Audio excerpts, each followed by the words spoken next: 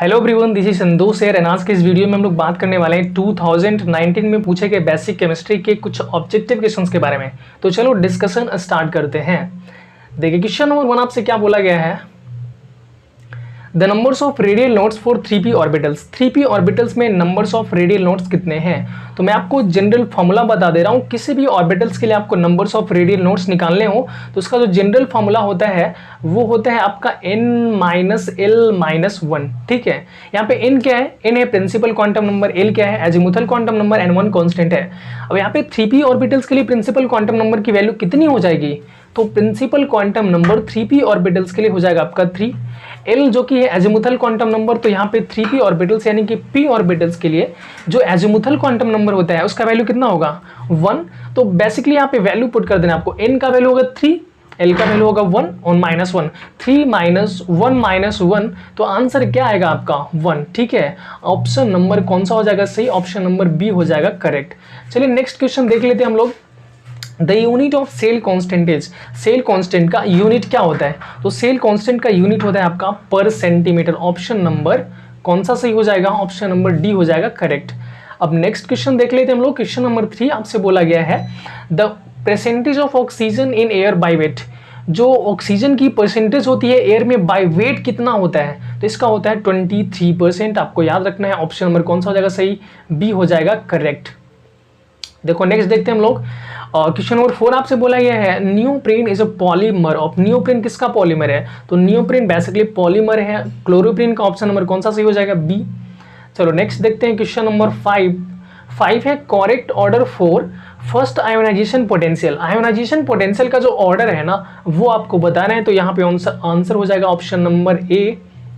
सबसे ज्यादा ionization potential fluorine का होता है, उसके लेस देन उससे कम होता है ऑक्सीजन का, उससे कम होता है नाइट्रोजन का। चलो आगे हम लोग देख लेते हैं क्वेश्चन नंबर 6। क्वेश्चन नंबर 6 आपसे क्या बोला गया है, Teflon is obtained by polymerisation of. तो टेफ्लॉन किसके पॉलीमराइजेशन से बनता है, ये पॉलीमर चैप्टर में आपको पढ़ना होगा कि कंडेंसेशन पॉलीमराइजेशन ऑफ टेट्राफ्लोरोइथाइलिन। मतलब जब टेट्राफ्लोरोइथाइलिन का हम लोग कंडेंसेशन पॉलीमराइजेशन करते हैं तब हम लोग को क्या मिलता है, टेफ्लॉन मिलता है। ऑप्शन नंबर कौन सा सही हो जाएगा, option number D is correct. ठीक है, चलो नेक्स्ट क्वेश्चन देख लेते हैं हम लोग। Question number 7, the process used for the purification of aluminium is. Aluminium के लिए प्यूरिफिकेशन के लिए कौन सा प्रोसेस यूज्ड किया जाता है, तो इससे यूज्ड किया जाता है आपका बेयर्स प्रोसेस। अब देखिए बेयर्स प्रोसेस के बारे में थोड़ा सा बात कर लेते हैं हम लोग। तो देखो बेयर्स प्रोसेस में होता क्या है ना कि हम लोग बॉक्साइट ओर को एल्युमिनियम का एक्सट्रैक्शन किससे करते हैं, सबसे पहले तो ये आपको पता होना चाहिए। तो एल्युमिनियम का एक्सट्रैक्शन इसके मेन ओर जो कि बॉक्साइट होता है जिसका फॉर्मूला होता है आपका Al2O3 × 2H2O, इससे हम लोग एक्सट्रैक्शन करते हैं। सबसे पहले बेयर्स प्रोसेस में क्या होता है कि बॉक्साइट ओर को हम लोग हॉट कंसंट्रेटेड NaOH के साथ गर्म करते हैं जिससे कि ये पिघल जाता है, सॉल्युबल हो जाता है। अब वो बनता क्या है सॉल्युबल होके, वो बनता है सोडियम एल्यूमिनेट, और जिसमें इम्प्योरिटीज होती है वो इनसॉल्युबल नेचर का होता है, तो उसको हम लोग आसानी से फिल्टर आउट कर लेते हैं। तो यहाँ पे बेयर्स प्रोसेस में ये कुछ होता है, इसका डिटेल में आपको पढ़ना होगा। जब आपको लोग एल्युमिनियम का एक्सट्रैक्शन पढ़ेंगे तो आपको जरूर यहाँ पे पढ़ने को मिलेगा। ठीक है, यहाँ पे कौन सा ऑप्शन सही हो जाएगा फिलहाल, Bayer's process, option number C is correct. चलो नेक्स्ट क्वेश्चन देख लेते हैं हम लोग। क्वेश्चन नंबर 8 है आपका numbers of pi bonds in acetylene. तो देखो दो तरह के बॉन्ड्स आपको जनरली एग्जामिनेशन में पूछे जाते हैं कि नंबर्स ऑफ सिग्मा बॉन्ड्स बताओ, कभी कभी नंबर्स ऑफ पाई बॉन्ड्स बताओ। तो मैं आपको बता दूं कि पाई बॉन्ड्स और सिग्मा बॉन्ड्स होता क्या है, तो जहां कहीं भी आपको अगर सिंगल बॉन्ड्स दिखेगा तो वहां पे होता है आपका सिग्मा बॉन्ड। अगर डबल बॉन्ड्स रहेगा तो वहां पे एक सिग्मा और एक पाई होता है। अगर ट्रिपल बॉन्ड्स रहेगा तो वहां पे दो पाई और एक सिग्मा होता है। फिर से बता दे रहा हूं, अगर सिंगल बॉन्ड है तो केवल सिग्मा बॉन्ड, डबल बॉन्ड है तो एक सिग्मा एक पाई, अगर ट्रिपल बॉन्ड है तो उसमें 2 पाई बॉन्ड और एक सिग्मा बॉन्ड्स होता है। अब यहाँ पे देख लेते हैं कितना होगा। देखो एसिटिलीन की बात करें तो सबसे पहले तो एसिटिलीन का फॉर्मूला देखो। एसिटिलीन का फॉर्मूला होता है CH ट्रिपल बॉन्ड CH। इसमें कौन सा बॉन्ड है, ट्रिपल बॉन्ड है, तो ट्रिपल बॉन्ड में 2 पाई और एक सिग्मा होता है, 2 पाई और एक सिग्मा। देखो 2 पाई, तो नंबर्स ऑफ पाई बॉन्ड्स पूछे तो ऑप्शन नंबर कौन सा हो जाएगा, बी इज करेक्ट। चलिए क्वेश्चन नंबर 9 हम लोग देख लेते हैं। Blister copper is option number A बोला है ores of copper, option number B है कॉपर कंटेनिंग सम इम्प्योरिटीज, यही इसका सही ऑप्शन हो जाएगा। ऑप्शन नंबर ए इसका करेक्ट है। देखो मैं थोड़ा सा यहाँ पे भी डिस्कशन कर देना चाहूँगा, कॉपर जो होता है ना, इसका एक्सट्रैक्शन हम लोग किससे करते हैं, तो आपको पता होगा कॉपर पायराइट्स से करते हैं, जिसका फॉर्मूला क्या होता है CuFeS2 होता है। ठीक है, इसमें एक प्रोसेस होता है कॉपर के प्यूरिफिकेशन में, बेसिकली जब इसका एक्सट्रैक्शन हम लोग कर रहे होते हैं तो वहाँ पे एक प्रोसेस होता है जिसका नाम है बेसेमेराइजेशन। बेसेमेराइजेशन में ही हम लोग Cu2O और Cu2S को हम लोग करवाते हैं रिएक्शन, जिससे कि हम लोग को मिलता है इम्प्योर कॉपर, जो कि 95 to 98% प्योर होता है।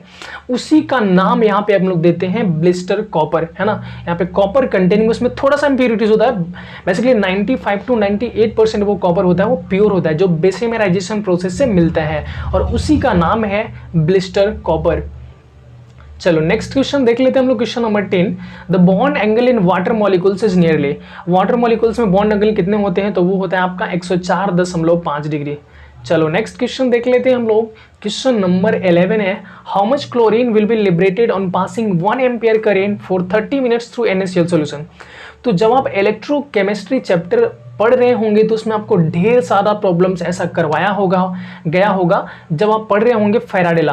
फैराडे आपको क्या बताता है ना, Faraday first law, Faraday second law, W equals to ZIT, जो कि फर्स्ट होता है फर्स्ट लॉ, एंड सेकंड होता है इलेक्ट्रोकेमिकल इक्विवेलेंट वाला। तो फैराडे फर्स्ट लॉ में ये आपको बताया गया होगा, एंड इसका जो डिटेल्ड वीडियो है कि इस तरह के न्यूमेरिकल्स को आपको कैसे करना है मैं बना दूंगा, और इसका लिंक आपको डिस्क्रिप्शन में मिल जाएगा, तो आप वहां से भी देख सकते हैं। ठीक है, इसका जो आंसर होगा वो मैं यहाँ पे आपको बता दे रहा हूँ, ऑप्शन नंबर कौन सा हो जाएगा, सी करेक्ट हो जाएगा। बनाना कैसे आपको, फैराडे लॉ का यूज करके, W इक्वल्स टू ZIT। ठीक है, तो कर सकते हैं, डिस्क्रिप्शन में लिंक भी दिया रहेगा, वहां से भी आप देख सकते हैं। क्वेश्चन नंबर 12 है which of the following contains ester, कौन सा एस्टर कंटेंस करता है, कौन सा एस्टर को मतलब इसमें प्रॉपर्टीज को रखता है। ऑप्शन नंबर ए नायलॉन है, नायलॉन 6 है, डेक्रॉन है, तो ऑप्शन नंबर सी इसका करेक्ट हो जाएगा। किसमें एस्टर होता है, डेक्रॉन में होता है। चलो नेक्स्ट क्वेश्चन देख लेते हैं, क्वेश्चन नंबर 13 है सोल्डर इज एन एलॉय, बहुत सिंपल है, सोल्डर किसका एलॉय है, तो सोल्डर बनता है combination of lead and tin. Option number इसका कौन सा हो जाएगा, डी इज करेक्ट। ठीक है, चलो आगे हम लोग देख लेते हैं, क्वेश्चन नंबर 13 क्या बोला गया है, 14 which of the following polymer is prepared by condensation polymerisation, तो ये बनता है नायलॉन 6। ऑप्शन नंबर ए हो जाएगा आपका करेक्ट। क्वेश्चन नंबर 15 हम लोग देख लेते हैं, इन 1984 Bhopal gas tragedy takes place because methyl isocyanate reacts with, ये बहुत ही पॉपुलर घटना है जो कि आप सबको पता होना चाहिए, है ना। जो भोपाल ट्रेजेडी में जो गैस रिसाव हुआ था वो काफ़ी ज़्यादा पॉपुलर था। उसमें एक्चुअली हुआ क्या था, मैं थोड़ा सा स्टोरी आपको बता देता हूँ। उसमें क्या होता था ना कि कंपनी से पाइप से मिथाइल आइसोसाइनेट को फ्लो करवाया जाता था, तो उसमें जो मिथाइल आइसोसाइनेट पाइप में फ्लो होते थे ना, वो वाटर के साथ रिएक्ट करके बहुत ज़्यादा हीट प्रोड्यूस कर दिया था, है ना। और कभी भी आप अगर मिथाइल आइसोसाइनेट को अगर वाटर से रिएक्शन करवाइएगा तो वो एक्जोथर्मिक रिएक्शन बना लेता है, और एक्जोथर्मिक रिएक्शन में बहुत ज़्यादा मात्रा में हीट प्रोड्यूस होता है। और यहाँ पे भी वही हुआ था, पाइप से फ्लो कर रहा था कौन सा गैस, मिथाइल आइसोसाइनेट, जो कि वाटर से रिएक्ट करके एक्जोथर्मिक रिएक्शंस का निर्माण कर लिया था, और इसमें काफ़ी ज़्यादा मात्रा में हीट प्रोड्यूस हुआ था, जिससे कि काफ़ी ज़्यादा नुकसान भी हुआ था। तो यहाँ पे वही पूछ रहा है आपसे, because of methyl isocyanate reacts with, तो किसके साथ रिएक्ट किया था, वाटर के साथ रिएक्ट किया था। कौन सा ऑप्शन सही हो जाएगा, ऑप्शन नंबर सी। ठीक है, H2O। चलो नेक्स्ट क्वेश्चन देख लेते हैं हम लोग, क्वेश्चन नंबर 16 है which of the following metals ion will have maximum numbers of unpaired electrons, किसमें maximum numbers of unpaired electrons होते हैं, तो इसमें सबसे ज़्यादा जो नंबर्स ऑफ अनपेयर्ड इलेक्ट्रॉन्स होंगे वो होगा Mn2+ में। आपको करना कैसे है, सबसे पहले आपको सिंपली पेरेंट एटम का इलेक्ट्रॉनिक कॉन्फ़िगरेशन करना है। जैसे कि यहाँ पे अगर Mn2+ है तो सबसे पहले Mn का इलेक्ट्रॉनिक कॉन्फ़िगरेशन कर लो, किसकी मदद से, ऑफ वाउ प्रिंसिपल की मदद से।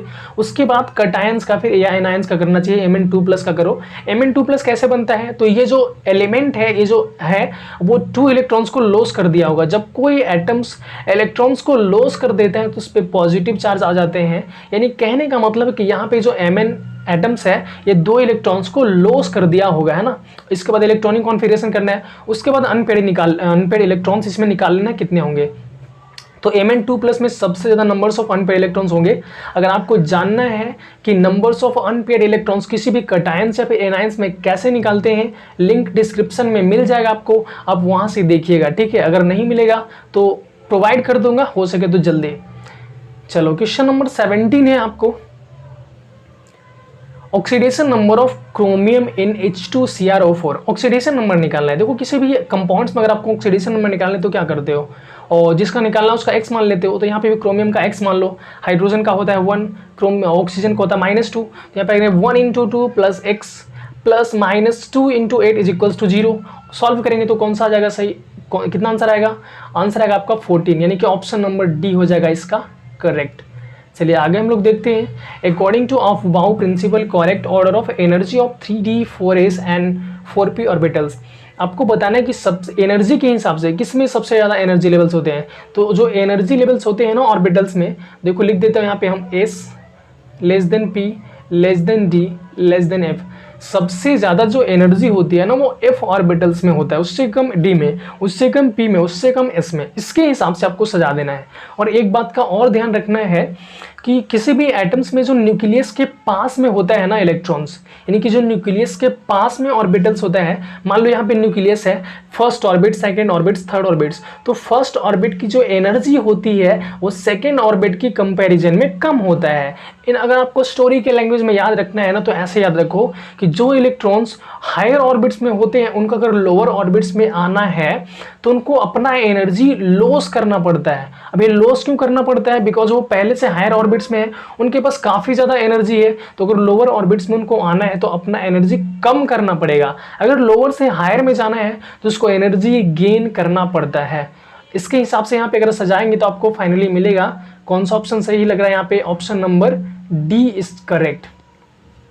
चलो नेक्स्ट क्वेश्चन देख लेते हैं हम लोग। नेक्स्ट क्वेश्चन है question number 19, eutrophication causes due to presence of, तो ये होगा ऑप्शन नंबर ए सल्फेट, ठीक है।